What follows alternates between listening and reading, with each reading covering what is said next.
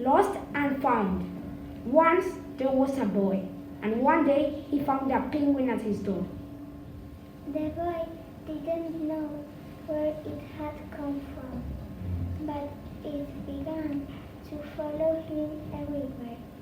The penguin looked sad and the boy thought it must be lost. So the boy decided to help the penguin find his way home.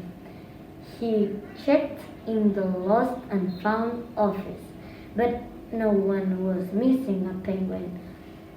He asked some birds if they knew where the penguin came from, but they ignored him.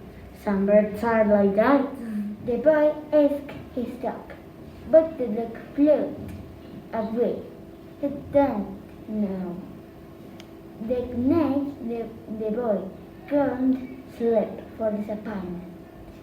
He wanted to help the penguin, but they didn't know how. The next morning, he discovered that penguins come from the South Pole. But how could he get there? He ran down to the harbor and asked a big ship to take them to the South Pole. But his voice was much too small to be heard over the ship's horn. So together, he and the penguin would row to the South Pole. The boy took his rowboat out of the cupboard and they tested it for size and strength. They patched everything they would need, and together they pushed the rowboat out to sea. They rowed south for many days and nights with the boy telling me stories all the way.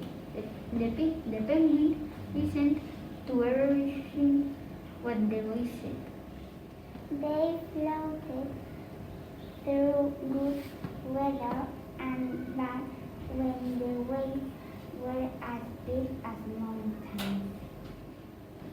Until they came to the South Pole, the boy was delighted, but the penguin said nothing. Suddenly, it looked sad again as the boy held it out of the boat. The boy said goodbye and floated away, but as he looked back, the penguin looked sadder than ever. I felt strange to be on his own, and the more he thought, the more realized he was making a big mistake. The penguin wasn't lost. He was just lonely. Quickly he turned the boat around and headed back to the South Pole as fast as he could.